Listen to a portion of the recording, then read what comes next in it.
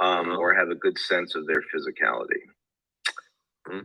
We're going to start with really dead simple things. Like literally, my plan is like I want to get to a basic character, but I'm hoping that tonight we can go through like a sword, a city block, and then get to a biped character using this simple approach.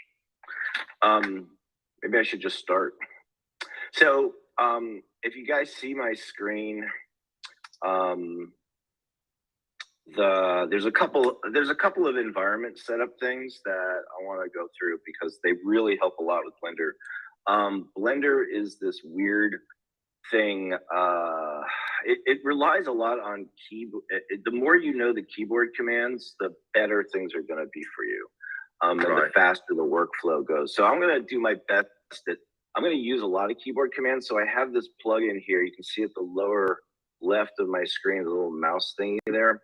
And it's going to list all the keys that I'm pushing. So it'll help if you know, hopefully that'll just won't be too distracting. But if I, you know, so one of the things about Blender that's useful is that if you set the space bar for the search function, I highly recommend that. The way that you do that, real quick, is just in preferences, viewport, where is it? Interface, where the fuck is it? Viewport, editing. Oh, see, I knew this was gonna fuck me up. Oh, no, it's key map. So key map, on the key map where you can find the key bindings for anything, right up here, there's spacebar action. And by default, it's usually play, like they'll play the animation timeline. But set it to search is what I do. You can use any key you want, but it just makes it really easy to get stuff, because sometimes you're going to go, okay, I want to, like, the first thing I want to do is I want to add a cube. So if I forgot how to do that, I just go, I can type in add. And so it goes, oh, okay, so Shift A, it tells you add. So I'm going to do Shift A, add. What I want to do is add a mesh and a cube. Okay, so here's our fucking default cube. Well, it's not a default cube. It is a cube. Now, here's another thing. And please, people, interrupt at any point that you'd like. I am going to... Actually, I have a question, Bugs. Shrimp. Yeah, hey, go ahead. What's the that shader with the where highlights the certain CVs or the members? I'm going to explain that right now. Excellent. So one of the things that is useful, there's a bunch of techniques I picked up / stolen along the way, and I can lead you to resources later for them. Let's go back up to object mode here. And so I created this cube, and I'm applying to it. If you go into the materials area and you just add this material 001 that I created. So here, where the hell did it go? Okay, let's fuck that up. Okay, so I'm gonna go to the UV editor here. Where'd it go? UV editor. Hello? UV editor. Yeah. You want to do that? That's weird. Oh, it is the UV editor. Duh. Okay. Be in component mode if you're trying to get the UVs. It's right here. Okay.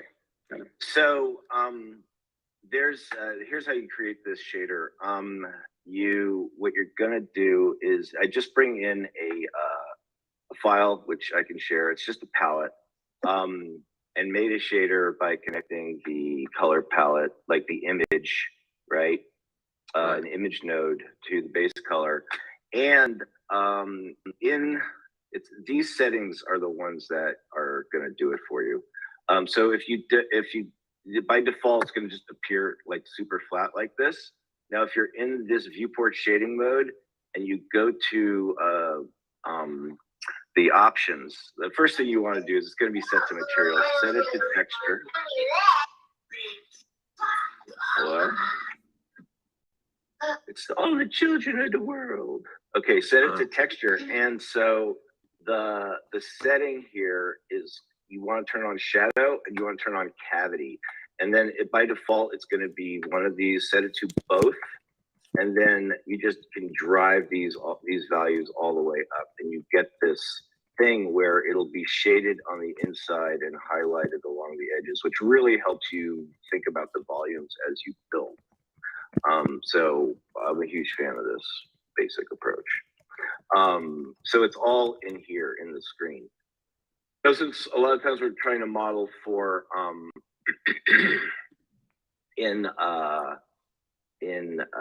for say a game engine like Unity, right? I mean, I actually haven't tried to get this shader over there like that, but probably if you become really attached to something, you can make maps out of it and get that effect on the texture. But so it's kind of a Blender thing and it's a modeling aid. Now, the next thing I like to do is I typically, a lot of people get confused by the 3D cursor, what the hell it's for. It actually is for it's very useful once you start getting used to it. And one of the things it's useful for is you could snap things to it. So like in this, I do like, I'm using the number pad. So it's good to have a keyboard with a number pad. And like 7 is top view, 1 is like front orthographic, 3 is side orthographic. You can always like flip out of it into the perspective view.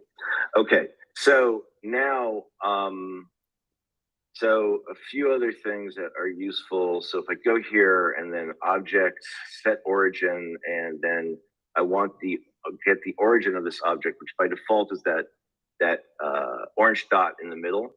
And I'm just gonna set it to the 3D, where the hell did it go? Object, set origin to 3D cursor. Because I wasn't clicking on it. That's why it didn't work. Set origin to 3D cursor. Okay, so now the origin is there. That's just useful because as I scale it and move it, it's all gonna come from the base. That's all gonna get fucked up anyway. So, but it's a good place to start. Now, edit mode, right? Hit tab, go to edit mode, and then select all. I'm currently, the 1, 2, 3 keys. People are familiar with that, hopefully. Right. 1 is vertex, 2 is edges, and 3 is faces. Right. And there's a lot of crossover in terms of selection, because part of what you want to get good at is selecting things. Now, here's the other thing about this. So as you can see, by selecting all the vertices, it doesn't matter what mode I'm in. As long as I'm selecting all the faces, vertices, or edges. Over here in the UV editor, right, you can see the layout of the UVs. Right. Now, so this I like to use vertex coloring, it's not just a low poly technique, but it's a good way to kind of colorize things as you go, and you can actually kind of get a sense of painting along the way to make distinctions between different surfaces. So what you do here is that because Blender has any one of these windows the keys work very similarly. So if I want to select all and I'm in here, all I have to do is hit the A key and it'll select all of the vertices in the UV editor. Now, the next thing I want to do is I want to scale these all, and I want to scale them to 0. So I'll hit S and 0, boom, and it brings them all down to this single point. And now I can G key, which is move in Blender, and we're just gonna give it this blue color, right? If I wanted to just choose that face and then this, the vertices that are represented by that, all 4 of them by default, like show up. And if I want to move that to be something different, boom, there, it's a different color. All right, so that's the general idea. So now it's a good idea to always know where you are in space. -Y is forward in the Blender world. Which isn't true in Unity, but there are ways to get from one to the other. All right, so now, well, let's just make something. So I said I would start with a sword. So if you find out, like if you back in the UV editor and all the vertices are, the UVs are all over the place, you can always S to scale and 0. It works. Hit G and like, bam, we're all one color again. Okay, so a sword. What's a sword? How do you get to a sword from a cube? Well, you know, you don't want to think about it at this point like a chisel and knocking away stuff yet. This is an additive process, this basic low poly process. So the sword is going to have a handle and a hilt and a blade, right? So now this is where the fundamental modeling tools that are going to be useful are extrude, inset, okay, yep, and scale. All right. So if I extrude and scale, boom, boom, boom, and do all that kind of stuff, right? And you just keep doing that as you go along, working down, working up, working along whatever axis you want and whatever's supposed to be there. So in the case of thinking of it like, okay, I want a sword. All right, so I'll do E to extrude, bring that up, and then, okay, so the hilt. So I'll extrude this again because the hilt is going to come from the sides. Now, there's a way to deal with things that have symmetry that's more elegant than this, but it's good to just know the painful part. So I want to extrude again, and notice that it's doing this, right? Because I got two things, they have two different orientations. There's a couple ways to deal with this, but for now, just do extrude faces along normals, okay? Mm-hmm. So there, boom, and now there's this crossbar, right? If I want to, okay, so notice that there's some fuckery going on here, and I wanted that to happen because it inevitably happens. And what's happening is this, that the extrude operation is pretty clean. However, if you cancel it in the middle of it, what has happened really, and this is screwy, but you got to be aware of this, is that it actually has done, the extrude operation does two things. It creates a new face and it allows you to move it. If you cancel that last operation, you've canceled the movement, but the new face is still there. And so that's where we'll get double faces. So it's something you have to watch for. It's true in all, you know, as a general modeling practice. I'm glad you pointed that out. What's that? Actually makes a lot of sense. I said, I'm glad you pointed that out because that actually makes a lot of sense. Yeah, you'll notice that happens a lot, and then you'll go, what the fuck, why? So and is that why it's not blue anymore? It actually is.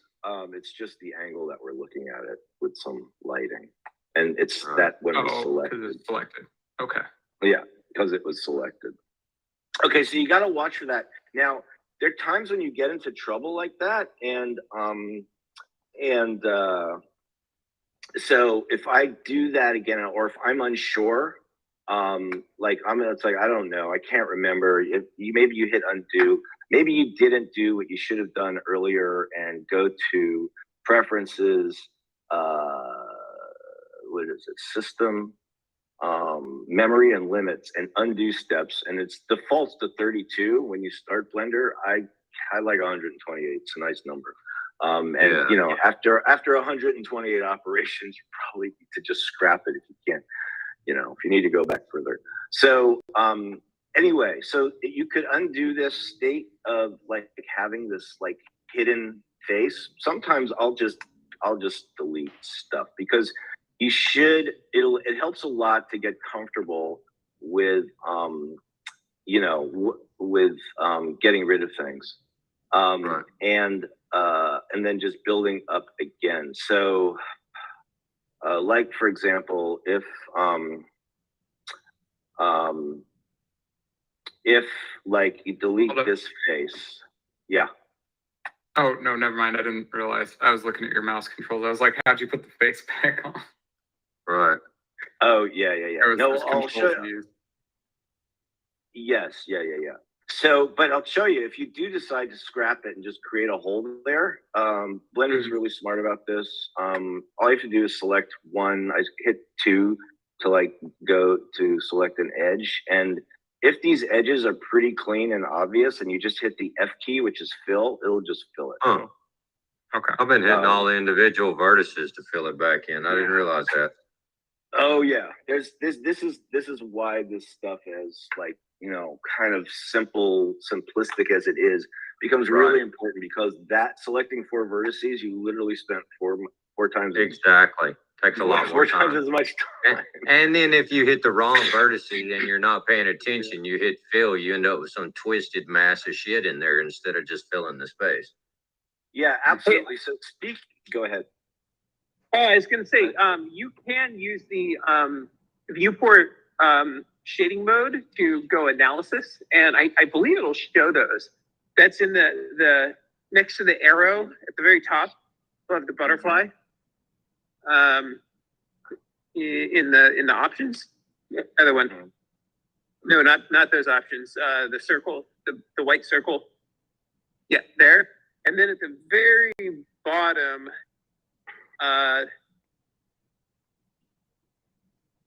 It has mesh analysis, is what you're talking yeah, about. mesh analysis. Yep. Yeah, you can do that, and so that is often a useful thing. The other useful thing, before I get there, we'll just leave that on and see what happens.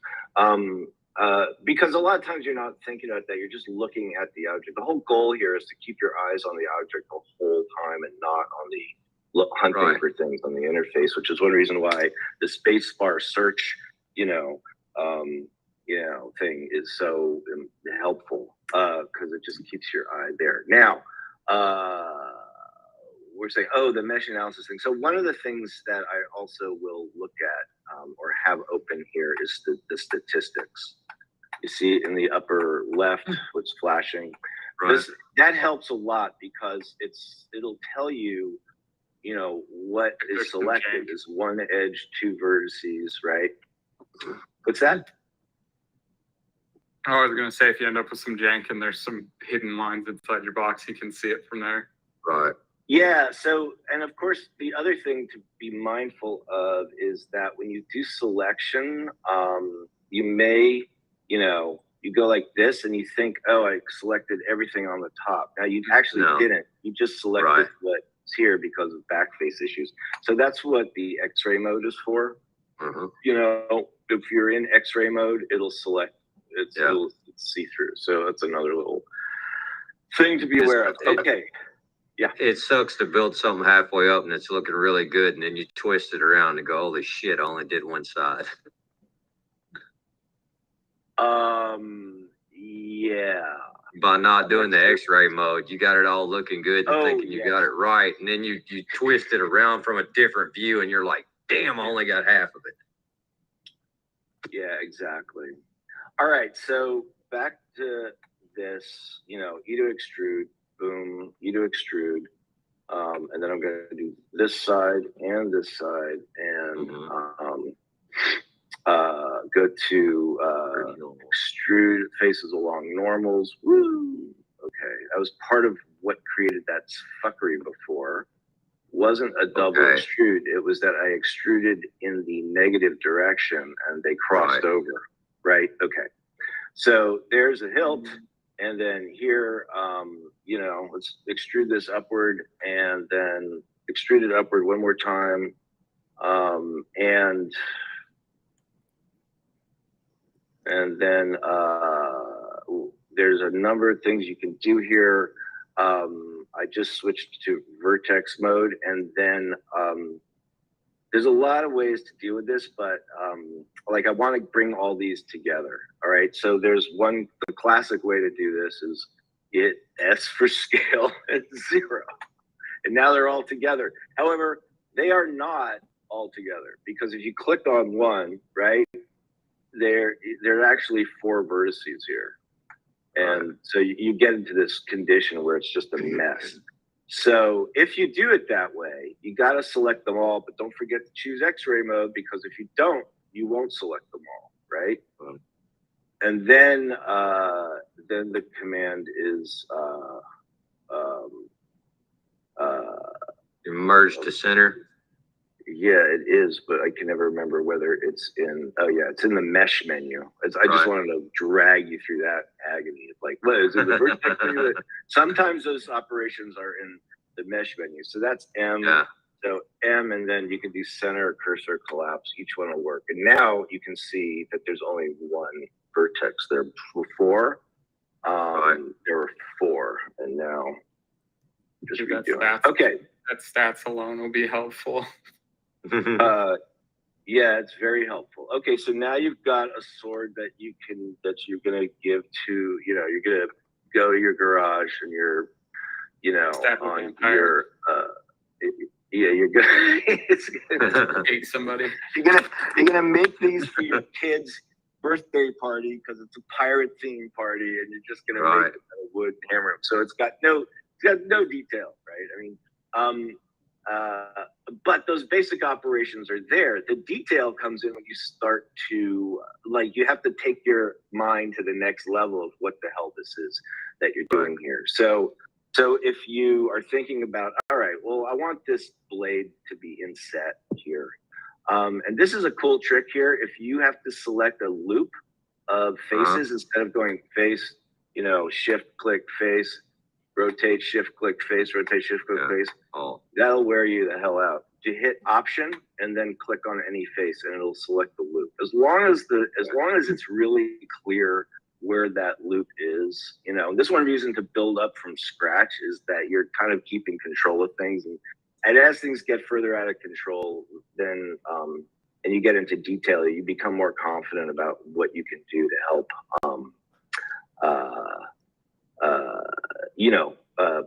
fix mistakes and so on. So now what's going to happen if I hit scale, and don't forget that, all these transform operations in Blender, you can it's going to scale around whatever the hell it decides to. And by default, it's probably global, and it might be here. That's where this thing here, this pivot point, or the pie menu for it, which is the period key on the standard keyboard, not on the numpad. So it will tell you where the pivot point is, right? And you can choose it to be anything: active element, the median point, boundary box center, or individual origins, right? And they all will have uses, but it's important. And the 3D cursor, because the 3D cursor is something that you can put in particular places and have things, shift relative to that, or transform relative to that.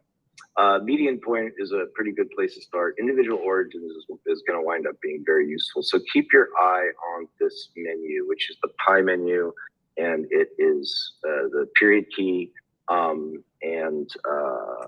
which is a shortcut to what's up here. Okay. So median point. All right. So, and I am often thinking locally, so I'm often there. So now, if I choose scale and I want to only scale in the Y direction, I just hit the Y key, right? So we'll do that. And keep those things in mind. So now, what the hell do I want to do here? I kind of have to inset this thing, as a volume. So you can extrude going inward. So like that. Okay.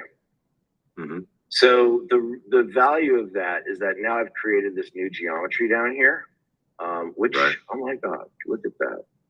It's already screwed up.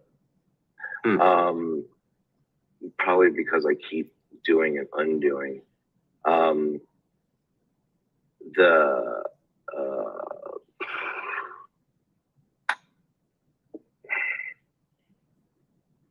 No. And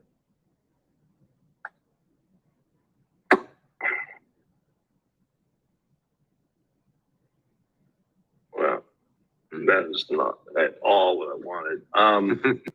I know. I had practiced this earlier just to make sure it was all gonna fucking work, but it didn't. Oh, that's because it didn't actually select all of these.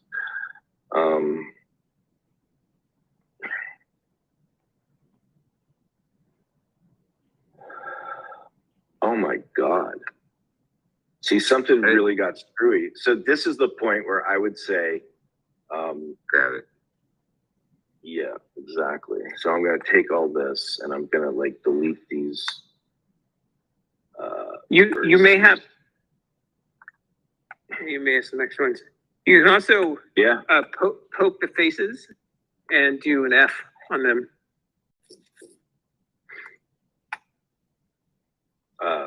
Well, let's just do that just to demonstrate to everybody what you're talking about. So if you take the faces, so if I take the face and you go to face, poke, and you'll see that it describes itself as splitting a face into a fan. All right. And then you're seeing what it's doing is that it is it's crisscrossing, right? Yeah. So that will that gives you some more options. So go ahead. Or X, hit X. Oh, look at this. Select the face. Yes, because they are. No, the face warning because of the option that was set. If you select the empty face at the top and hit F, it'll fill it, and then you can do an extrude from there. Yeah, and actually, what I'm going to do is the better way to do this. Starting with that is that what the hell? This is so perfect. This is really built. This is more This is like built. Yeah. Yeah, so this is where it's like, yeah, because of all the back and forth I've done, it's like, okay, here's what we're gonna do. This trains you to like, be unafraid of like starting all over again. So mesh, cube, boom, and then I'll skip the fussing with it. It's already got this thing applied. Oh no, it doesn't. I'm going to apply this material, blah, blah, blah, go into edit mode, A, and then select all of these, S, scale, 0, boom, G, move it to a color. And we'll go from here. Now, going back to the back in edit mode. Going back to selecting this face. So we're going to extrude it, and I'm going to do a slightly different thing here. I'm going to make a loop cut. So just because we want to keep covering these things, Command R will do that. And it's kind of smart. It just depends on where you are in the world view. You click, and then there's a number of things you can do with these. You can, slide them up and down. The other thing is that when you do a loop cut, if you immediately start scrolling the scroll wheel, you'll get multiple cuts. Okay. So maybe we want to do that because, we know we have a bunch of stuff going on here. And so we can these and grab these verts and just drive them in the Z direction, and then say, well, this is where actually I don't want to do that because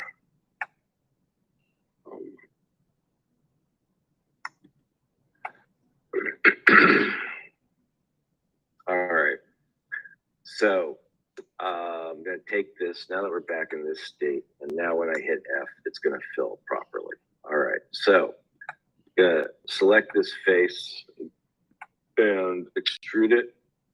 And I'll do the whole hilt thing again. Along normals, outward like this. All right, so now just double check and then delete this face. take the edge, refill it. And so now I'm going to do the inset operation. So there, and hit I to inset. Now, inset is useful. Now, if you notice, one of the other things that's useful in Blender is that if you notice at the very top, if you could only see my finger move, of the screen, it's showing all of these options. It's right below the main menu, and you can see that flickering around as I drag this. And you notice that it goes confirm, enter, left click, cancel, escape, right click, thickness, depth, control to tweak. Outset is O, boundary is B, and individual is I. So those are accessory keys. So the B key does boundary, which I'm not going to explain that right now. It'll come up. And the individual is pretty self-explanatory, because what the individual thing will do is if I have, I want to do inset, and I've chosen all these three, I hit I to inset. And so with individual on, it does these individually. If I turn individual off, it treats them all as one continuous line. Okay? Make sense? Yes. So that becomes really important because, everything is what it is based on the scale that it is. Like this could be a weird building. It could be the letter T, or it could be the hill. I was just going to say, it's a skyscraper. Yeah, it could be a skyscraper. If it were, one of the things you would do is take that inset and go extrude down here, and now you've got the parapet at the top of the building, right? So, just thinking Fill it about with water for an infinity pool. Exactly. So you can do all that fun stuff. So let's do I to inset and then keep them all together. And so now if I choose this and extrude it, now we have a nice inset blade. And now that I've already extruded it, I can just hit G, Z, and so on. And I have kind of a pain in the butt question. That's all modeling is a pain in the butt. If you want to make this a circle. So if you wanted to pull a circle up instead of it being an inset rectangle. You probably just cancel it and just add a cylinder, and a tab can come off of there. Well, this is where you have to make choices about how you go approaching these things, because everything, the way I think about it, it depends on how you want to think about it. Because what I'm thinking is that essentially you're talking about having more vertices available to you, right? And so this whole approach is just based on doing exactly that and taking all of those, creating geometry when, or I guess a better reference to the actual job at hand would be to do an ellipse from there. Well, so you're getting issues that have to do with topology, which is just where everything lines up, and the advantage is that you're maintaining the integrity of the topology for as long as possible before you start doing things that will risk it, because you do want to keep things quads as much as possible. You don't strictly have to, but ultimately you'll want to. Everything gets busted down into triangles anyway. So but if you think of it more if you think of it as ellipse, because you start thinking about the curvature of a sword and things like that, essentially of a blade. Yeah. So essentially what you're saying is that, well, what I want is that I don't want this to look like the fucking Washington Monument here. I really want this to have a sharp edge, right? So that's where you do loop cuts again. And that's where you just drag it until it finds itself. Oops. Right in the middle. And sometimes it'll go well, I don't want the loop cuts down there, but you actually probably do, because you're creating geometry that's based on a need, and that, it's extended it, and it will probably be useful there too, because the handle's not just going to be this blocky thing. Now what you can do, right, is you take this edge and you take this edge, and then you can just scale them along the x-axis, right? Yeah. Wait, what the hell happened? This is I'm having a hard time. So while you're figuring that out, there's a lot of debate, especially in the game world, of do you model in quads or do you model in tries? Does that resonate with everyone, or is it? Are you like, what does that mean? Everyone I understand feel like what I it's mean? more of just, yeah. So I mean, Yeah. So like for So, faces, it ends up being a deal where it's really hard to do just all quads, right? Yeah. So all quads means, of course, there are 4 CVs per polygon, and it's a 4-sided polygon, right? And a try is, of course, a triangle, 3-sided polygon. The reason that you want to stay in all quads as long as possible, at least while you're doing modeling, is because loop cuts will be continuous. With a try, it'll break on a loop cut. So if you have random triangles in your you can't do loop cuts. There's a really fast way to subdivide a mesh to quickly get some resolution. And so there are certain points where you need to go into a try, like say like on a nose or on a spot that's going to bend with a bone. But generally you can do everything with quads as long as possible, and then you go into tries if you need to, or you're in a tough spot. Yeah, and so that perfectly anticipates one of the things I did deliberately. So so when I was going, what the fuck, right, earlier, the thing is, it's always something pretty basic, and you always got to remember your orientation. So what I had it is I had it set to individual origins, and scaling along X along individual origins is kind of a meaningless thing for an edge, right? What I really want is these edges to move outward from a common point. Let's call it the median point. So now when I hit scale in X, it'll do it. That's okay. why. So, see, that's what I was trying to do with the putting a circle on it, was so that you could get all 4 sides to come in instead of pulling those sides out. Does that make sense? And still have it like centered within that or that original square. Yeah. So this is a it's. I mean, if I understand you correctly, Because now you essentially. Oh, I guess they're still quads. They are still quads. Yes. They're just not straight, or they're not straight squares with like one object that is complex in the middle of it. They're quads because there are 4 vertices. That's and now at extremes, a quad starts to fall apart a little bit in terms of its integrity. Like, for example, if you take this edge, and there's a cool operation that will drag the vertices along an edge, and one of the ways to get to it is if I take the edge and I hit GG twice. You see how it's like it's moving up and down that edge. Very useful. Now you can see that everything is still a quad, but by pushing it out, it's starting to strain. This is where you need more geometry before you start getting these artifacts, right? Right.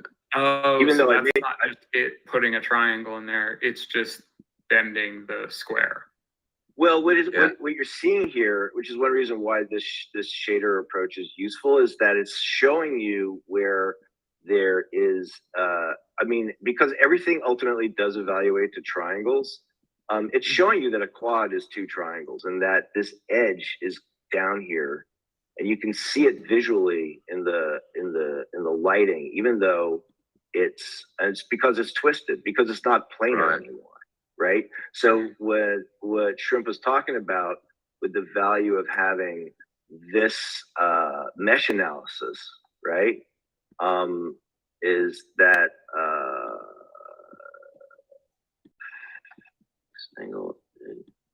there is something non-planar. Anyway, you're going to wind up looking for non-planar surfaces for some of this stuff.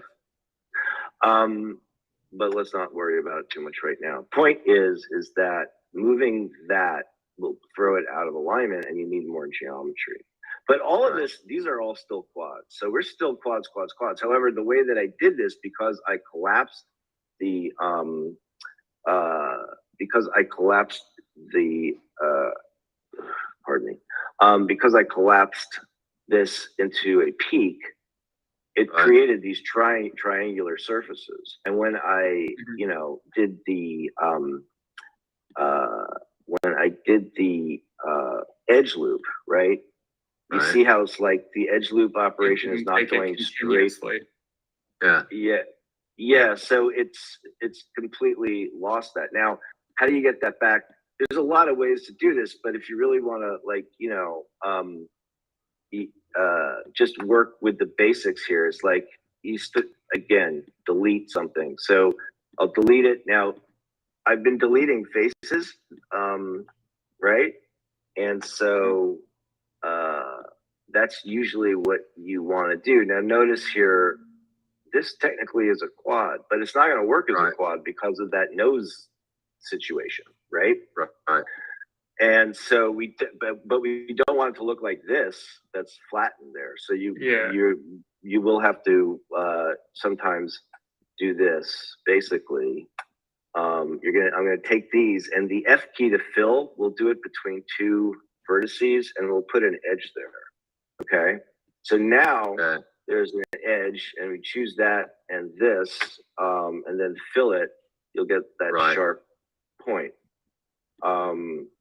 And so you want to know how to do these operations because you're going to you're going to want to add shape to things. Like, okay, we're working on the cupola of this tower, and, boom, boom, boom. And, it's going to look like this. But you don't want that, you want it to peak. All right. So boom, this. All right. How many times can I say all right? A lot.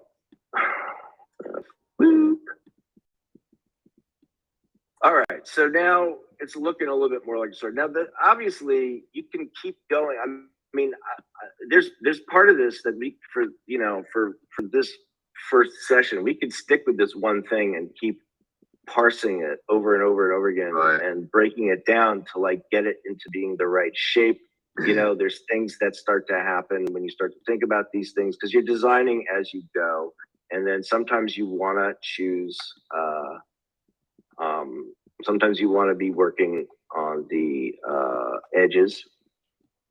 And you don't necessarily need to do that, like selecting all those like that, because I could have just done X-ray and just dragged right through here. You could have clicked Alt and clicked one of them, and it would have got the whole loop. It probably would, but sometimes the thing to be aware of is that its concept of edge loop is very dependent on how its data was structured initially. So you can see that even though I'm clicking Alt, it's not doing that. I got you. Yeah, so it's tricky because here it is, right? Right. So it has to do with the angles of and the interruption, and whether what's really happening is that it's not really thinking of it as an edge loop because it's like, wait, there's nothing underneath me here, but there's something underneath that. That's a different kind of edge than what I. Gotcha. So yeah, so you kind of learn which times to mess with that, which times to forget it. All right, so so here I'm just dragging upward in Z because maybe this is too much, and then maybe then you start thinking about all right, well, what else do I want here? So I want this. Ooh, be careful. And these shift select all this stuff, and I want these to be down in Z a little bit because I want more of this kind of flaring, and let's see if this edge loop trick works. And no, it didn't, but that's okay.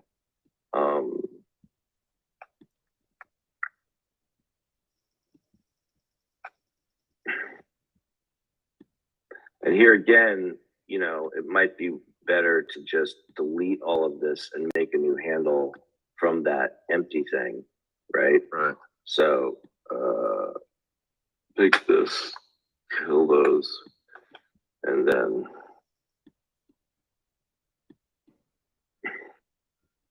fill it. And of course, you got to fill it on both sides. And then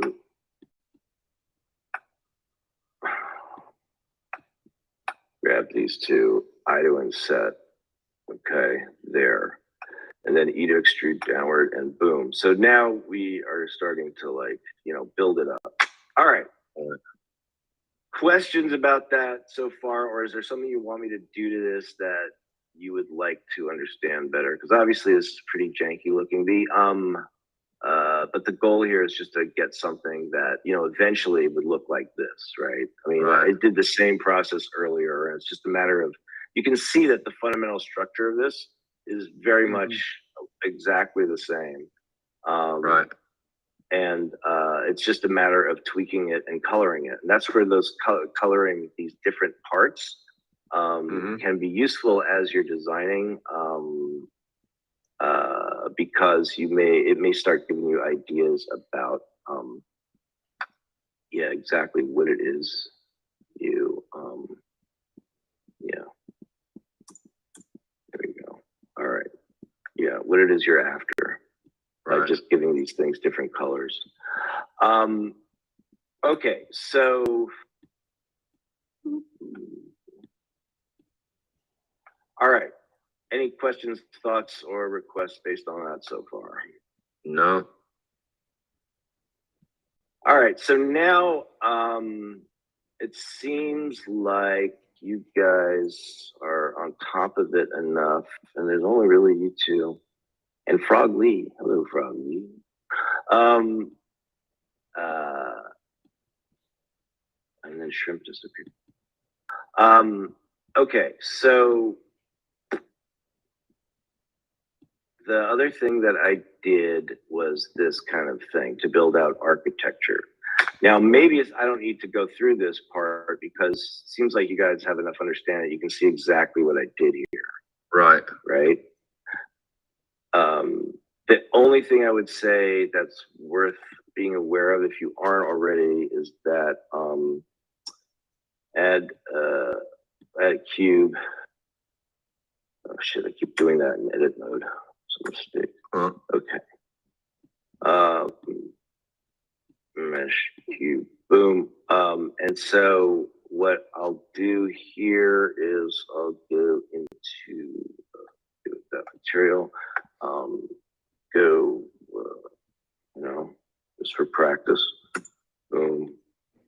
AS0G. All right. So one of the things to do is like when you scale things, this is something to be aware of.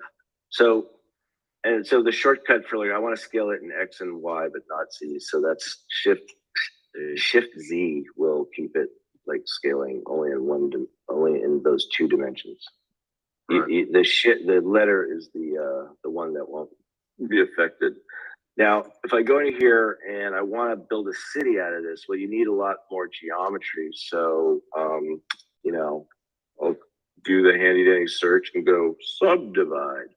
Now, it's interesting because subdivide applies to edges. So now, the other thing that you're probably aware of is that in Blender, when you first execute the operation, it'll have this little window at the bottom left. And so you can do editing there, right? Like it will. Right. So I can adjust it there. Once I hit the next click, that is going to go away. So now I've got, and now notice that if you look at the vertices, right, this is not a quad anymore, right? Right. It's an n-gon.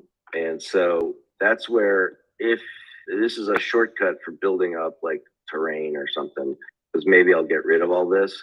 But if you're going to do it the right way, just to be careful that if you were going to do all kinds of operations on these edges, you would want that subdivision to apply to all the faces.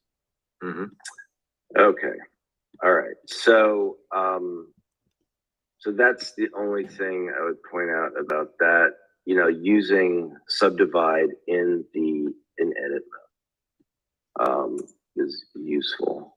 All right. Let me ask a question like that. If you take one like the cube and then you subdivide it, does that raise your number of polys or whatever in it, or is it still considered one?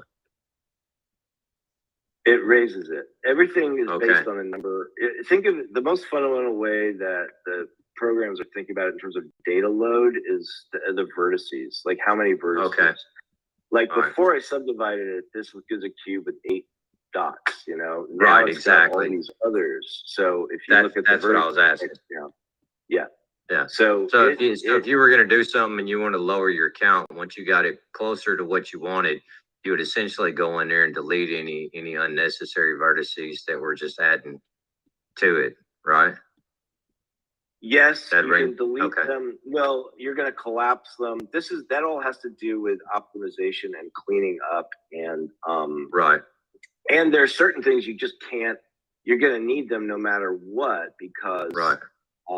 like in this case, right? All of these things, even though it's like a smooth plane quad here, Right. there are things that I'm doing here that are going to affect it. So one of the ways, a good example of that here would be, let's say on this building here,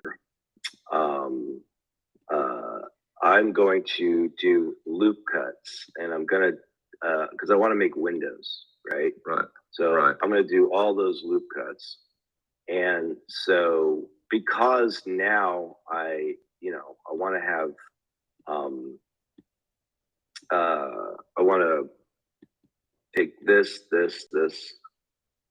and I'm going to do inset, individuals, right? Right. And then I'm going to have to scale them locally in the Z to kind of make them more, not just scale them individually, but also around individual origins. This is why this stuff winds up being important. So now I can go like this, right? And adjust the size of these windows all together and then, extrude them inward and then give them a different color. Right. So, I mean, it's pretty amazing just how quickly you can generate geometry, especially if you know what the hell you want to create. All right. So there's an architecture example. So now, the last thing I was going to go over, which we can do in a separate session, or I can do a little bit of it now, is to go through creating a basic character using this modeling approach. You want to go through that real quick? I'm down for whatever. I mean, I'll sit here till midnight if you want to. I don't care. I don't know how everybody else feels. Or if maybe we want to break this into sections to where people that if they jump in, they're not catching the middle of something. I don't know. Well, yeah. So that's a good point. So here's what we're gonna do. If anybody wants to hey, what the hell are you talking about? Explain that a little better. Just chime in and speak up. I know low poly stuff is not really sexy, but these basic operations are what you're going to be building up from. I mean, for example, when I showed you that, the sword earlier, this thing, right?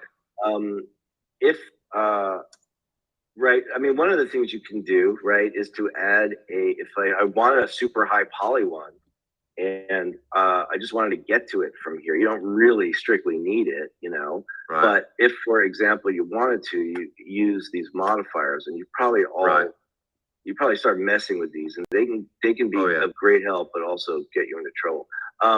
So if you do where the hell is it? The subdivision surface, right?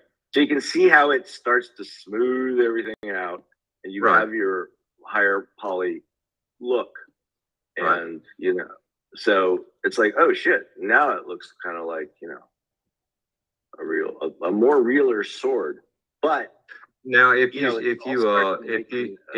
use a smooth surface instead of subdivide, does that still add to your polys, or is that no? How's that considered? That is a rendering effect. So when you go shade smooth, that's what you're talking about. Okay, It cool. does not, because what that is, that's a renderer technique where it is looking at the face normals and it is Right. interpolating along the surface to make it look as if it's curved. So that's why Okay. that smooth surface operation will often, Cool. it'll often be perfectly adequate. And so Right. things will have traditionally always been overbuilt because, everybody's going for this micro detail, and you really got to Right. think about it in terms of like where it's going to be in the camera and what the shader is, and so on. Would So that essentially, impact light? Like, does so if it's in a 3D world and you like hit a wall, is it still gonna like stop the blade at that original edge, or is it gonna the bounding? You're talking about that the it's bounding smooth? box. So the bounding box doesn't change. So the hit box, the collide box, that's what you're talking about, right? Yeah. No, it won't, but it will. And that's one of the things that to be careful of, or just to be aware of, is that, it's the silhouette edges that will give away kind of where the true edge of things is, right? This isn't a real great example, but you're not adding volume to it at all. Well, especially with smooth shading. So You would be essentially like.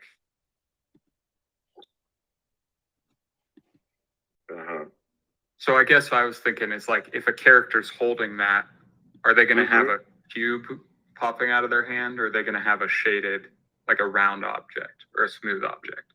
Well, shade and smooth will, like he was saying, will render it to give it that effect without adding to your polys by adding subdivisions.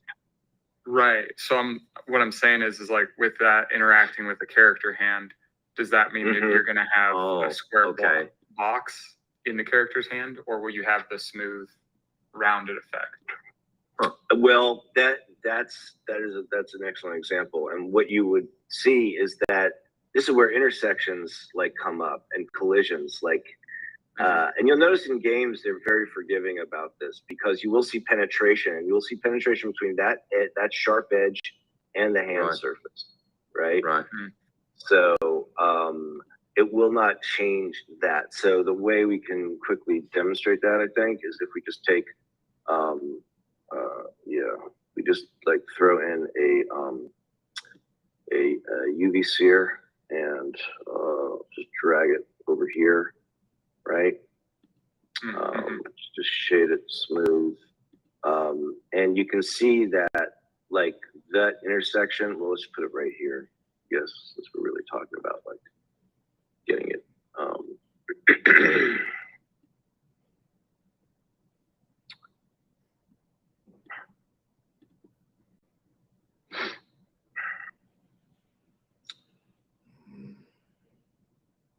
This is what you're talking about.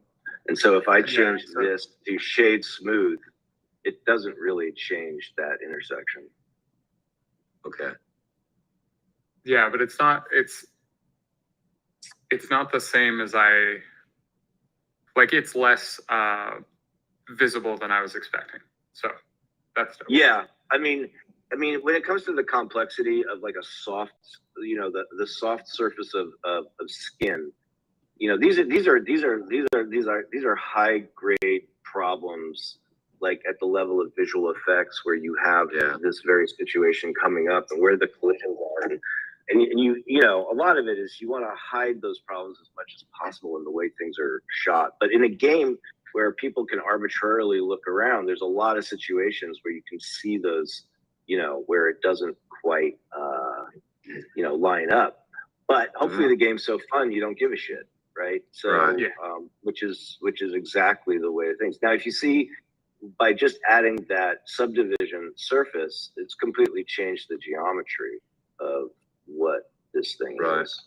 So it's going to change where the bite is in that golf ball. All right. So,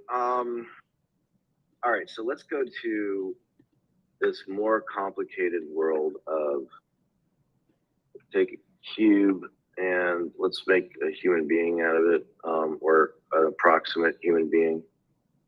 Exactly. A puppet. Again, starting low.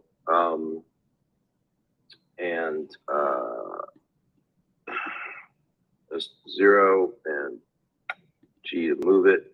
All right, so what we have here. So there's things you kind of want to do in object mode. And it's important to kind of keep orientation. Typically characters are moving are created oriented down -Z. They don't have to be, but just be consistent about it. Now, here's the thing that you probably all know about, but for those who might not, it's a very valuable tool. So looking down -Z is the front of things. So what I'm going to do is I'm going to go into edit mode and add this single loop cut. All right. And then I'm going to take all these faces away on this side. So another useful handy dandy shortcut here is like instead of clicking everything, and it's like I click this and I want to select all the faces that are connected to it. So Command and plus, and then I'm just going to delete the faces. All right. So now I got half a box. What good is that? Right. Well, I have a feeling. Anybody guess where I'm going with this? Mirroring. Yeah, exactly. So the mirror, and by default, it's usually X, and then you want to make sure clipping is on because that will change it. So what mirroring will do is that now when you have into edit mode, you'll notice that you can't select half of it because what it's doing is it's mirroring. It's literally taking everything you do on this operation side and it'll reflect it here. So I'm going to go out of this for a second, raise this up, scale it a couple of ways, a little thinner here, and then let's just start messing with this. Have an edit mode. So when I select that and extrude it up into there, and if I do a loop cut here, there, boom, and I'll see, I'll make another loop cut here.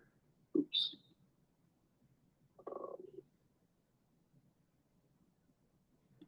All right. Mm-hmm. Okay, so next thing is like, well, what does a fucking biped have? It has 2 legs, so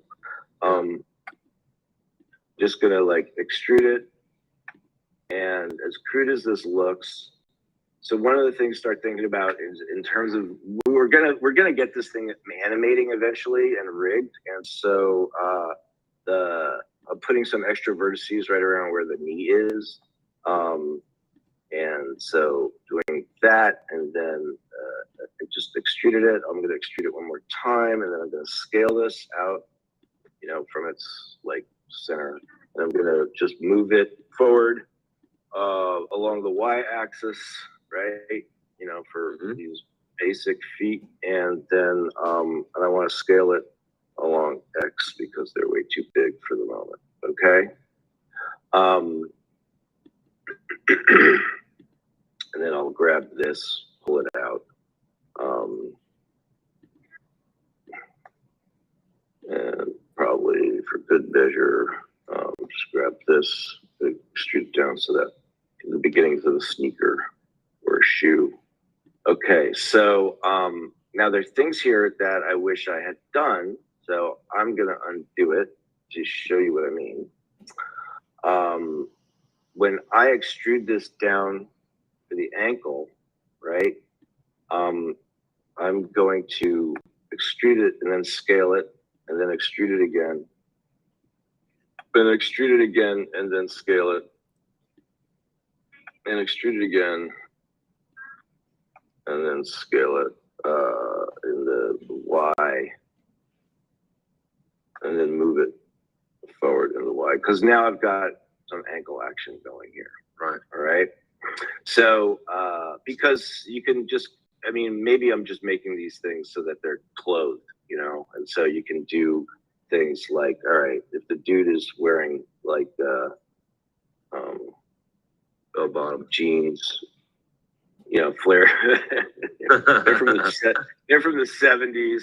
Right. Time machine from the 70s. So from 70s time machine, hot tub time machine, and then Disco Stew, exactly. And then you can see here, you can probably predict what's going to happen here. I'm going to extrude a little bit, some arms. And then this time I'm going to do an inset, for the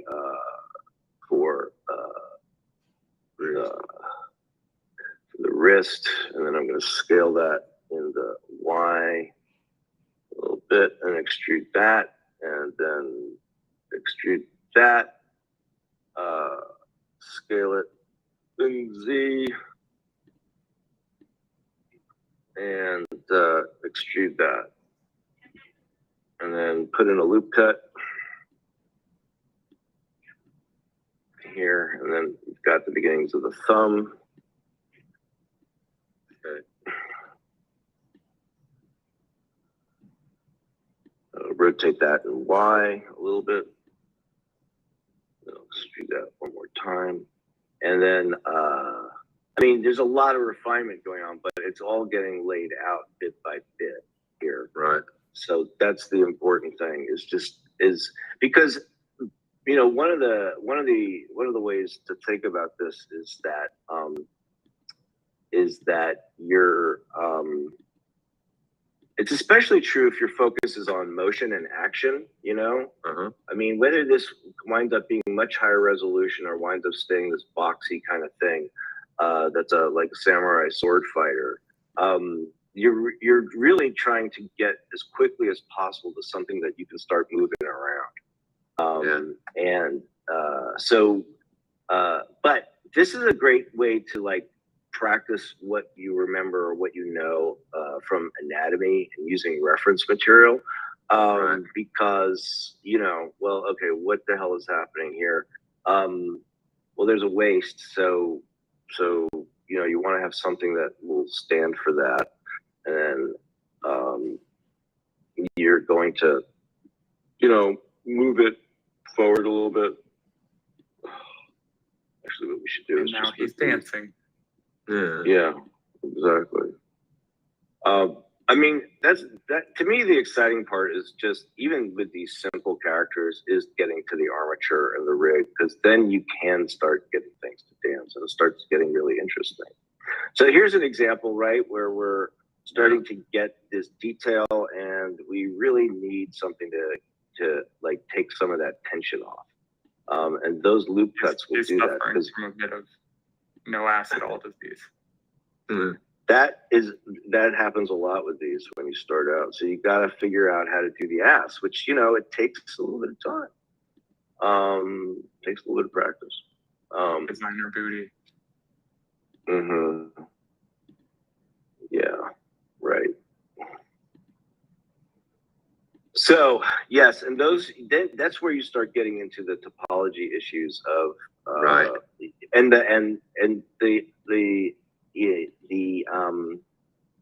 And one of the main reasons why I like this approach to learn is that it forces you to deal with all of those issues, and figure them out, and understand how to get this. Now, to some extent, this is exaggerated by the way that shader is. So if we just go to the basic material, texture, if we change it back to the default material, where the hell is it? Yeah. I'm sorry, that's not what I meant to do.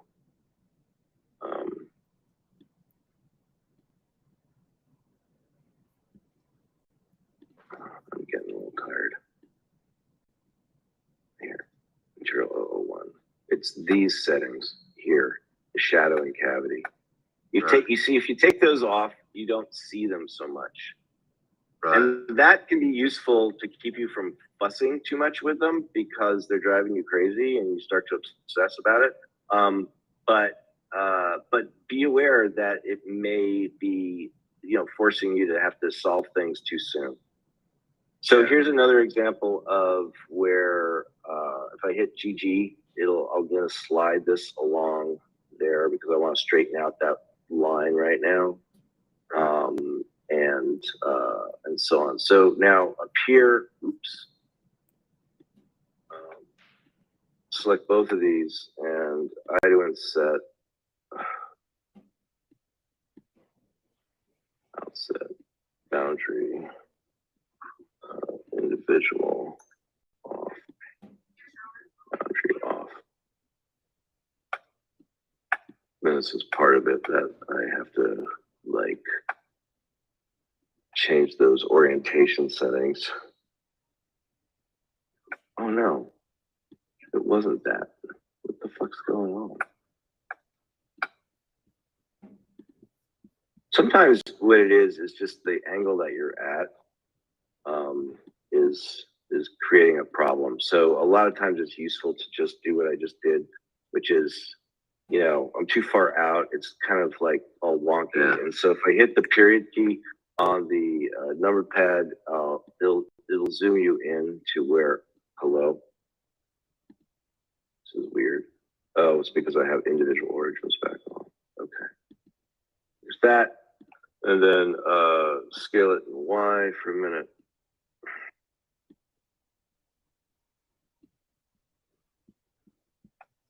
Extrude this. Okay. That's why. Okay. That's what I had meant to do. Okay, so this is an example of why what that boundary thing is here on their inset. Boundary will keep the boundary right there because you want it to stick to its edge because we're mirroring, right?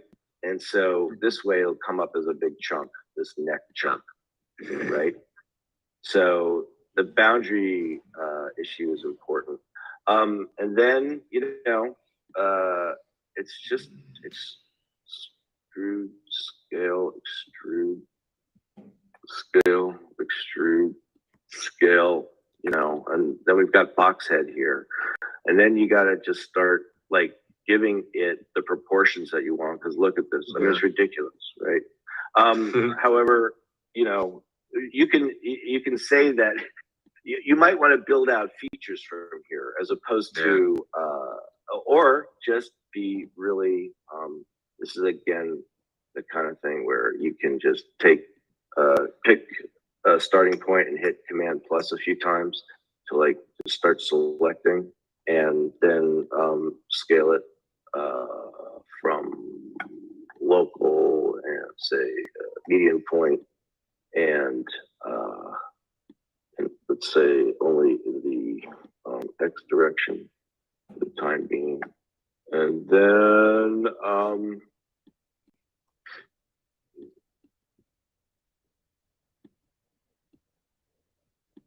just move this up. Woo. All right. You can see how this just goes on and on and on. All right.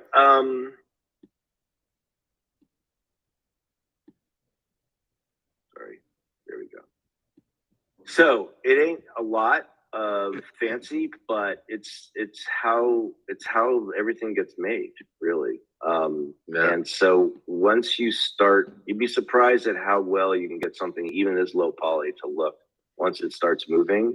There's some janky edges and so on, but you can start doing it. I mean, this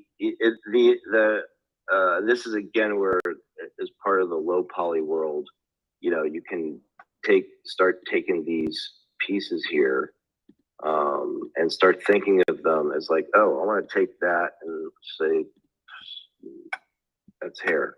Okay, so now you got hair, and you could do a beard here too if you wanted, and so on, and then just start specking out like, you know, where the you know, whether say this is a shirt, you know, just by giving it a different color, or putting a belt on them, right? And then you start tweaking all of these important things like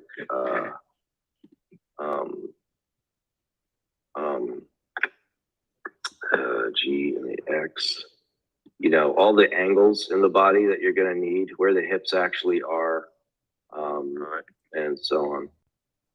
All right. Any questions, thoughts, requests? requests for next time. How repetitive was that for things you already knew? It was pretty good. A lot of it, I mean, I was already familiar with, but I've been putting quite a little bit of time in it. And one thing it did is definitely build my confidence just watching you make simple mistakes, because I make a million of them, and then I'm like, holy shit, I've got to redo this whole thing. So one of my biggest things I have to do is, if I get something like perfect to a point, is immediately save. So if I screw it up, I've got a save point. You know what I mean? To come back to. Yes, right. So it really is a matter of just getting comfortable enough with all this so that you can back out pretty quickly and not have to like destroy everything you did. Right. let me show you another thing that is useful. So I'm going to pick. Let's say I want to, like, this head is just so ridiculously, stupidly wrong proportion, but I really want to scale it up from right here. I don't want it to neck to scale. I don't want to, like, you know, I want it to scale from here. So if I do the Command S is the snap menu. And so this symbol with the 0 or the X through it, that's the 3D cursor. So it'll take the 3D cursor and it'll move it to the thing that I have selected, right? Okay. Now when I choose these verts and I want to scale, I'm going to scale it from the pivot point of the 3D cursor. Okay. Right. So then see how it's coming up from there. Right. So getting useful with that and snapping that 3D cursor to specific places will help you with reproportioning and giving yourself a pivot point.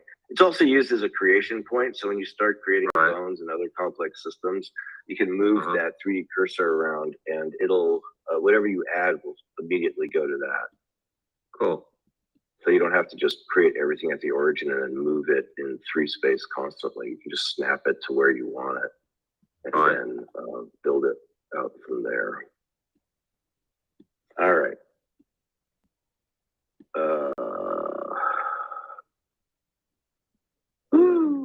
All right. Well, who else is here? Anybody here? Several. Anthony. Yes. Since modeling is one of the banes of existence we have gone through, is there anything else you're thinking of that you would like addressed, or particular problem? I mean, yeah. So what are your thoughts about this? I think you covered it pretty well. My question is back to the community. I could do one next week that is on like sculpting, more like high res stuff, if that's of interest, or we could like go into rigging and building an armature and all that. Well, whatever we're doing, I think one of the, whatever we work on, we should stay with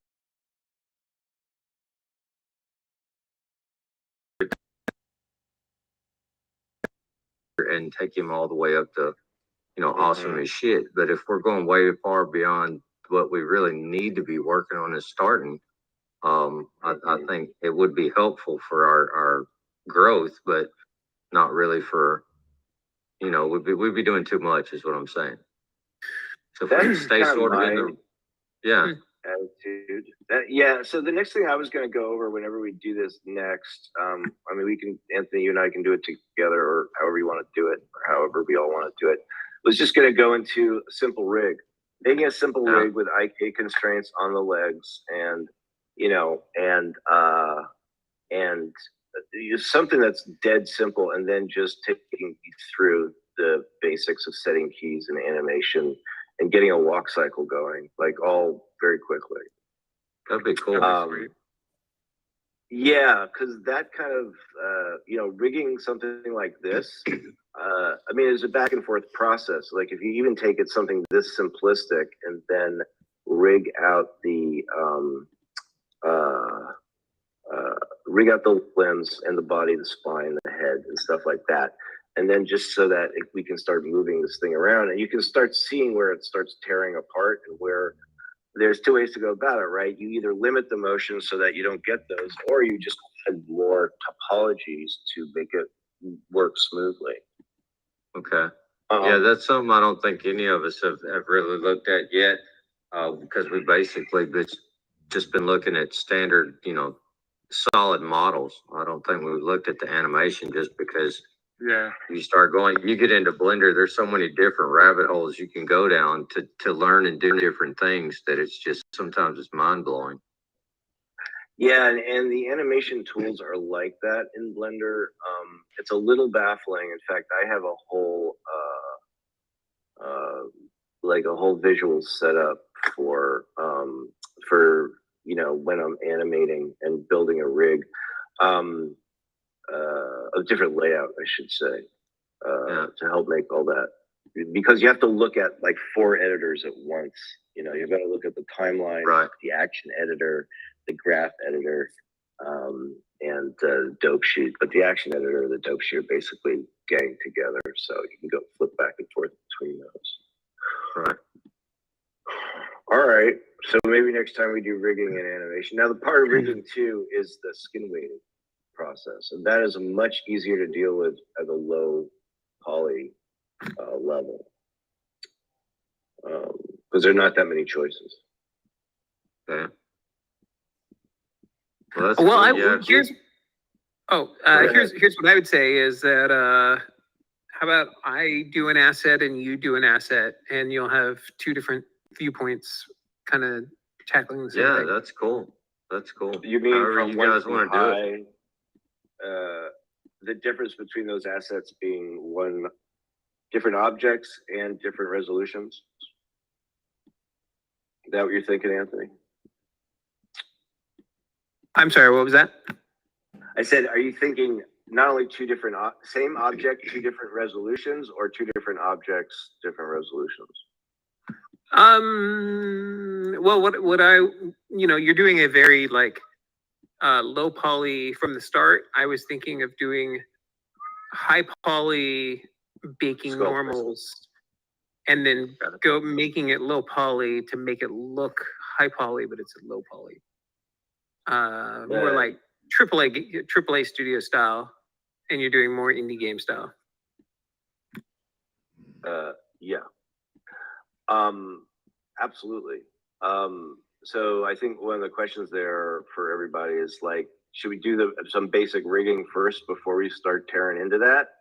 Because I don't need to model anything more, or I can show up with a model and of like a low res salamander, say, and then just set up the rig, and then we can do a high res salamander. For example, the way I would look at it is you guys are the pros. Whatever y'all think would be best, all right, or make it easier for us to learn. I think we'd be completely open to whatever you guys had to show us. Okay. Well, yeah, cool. Shrimp and I will figure out a curriculum and approach and make it fun. Yeah. Cool. Definitely. All right. Well, thanks everybody, and probably there should be a way for questions to be passed along in case people want to, keep working on this and have some access to knowledge. Right. If you could share that shader somewhere, that way we could, because I think that's pretty cool. Because the way I've been doing it is having to go in and do the individual materials and color them myself instead of just clicking over from plane to thing. Yeah, you know what I'm gonna do? I'm just gonna I call this file $2 Chuck. I'm just gonna make this file available. Okay. Where should I put it? I'll figure that out. We don't have a 3D channel or anything like that, do we? Not really, because really the only people that would be in there so far is you, me, and Bullish, and other people would check in on it. But well, maybe we should create like a channel that's called like Frogs in a Blender. I mean, cool. That's Well, it'd also be a spot for us to share information between ourselves, you know what I mean, in between these Yeah. also. Yeah, definitely, support each other in doing this, and then, we can get to the point where we have a more robust, problem solving. And then and then once we get through these things too, or as we do, we can definitely have like problem solving sessions where it's like, hey, this isn't working and why, and fix my broken shit, please. Fix my jank. Right. Fix my jank. All right. Sounds good. Well, I appreciate it, guys. I mean, it's definitely been informative. Yeah, good. Yeah. I'm glad to do it. I figure it's better to undershoot it than like go too far and get everybody lost. Right. We want you to get into your own trouble. Yeah.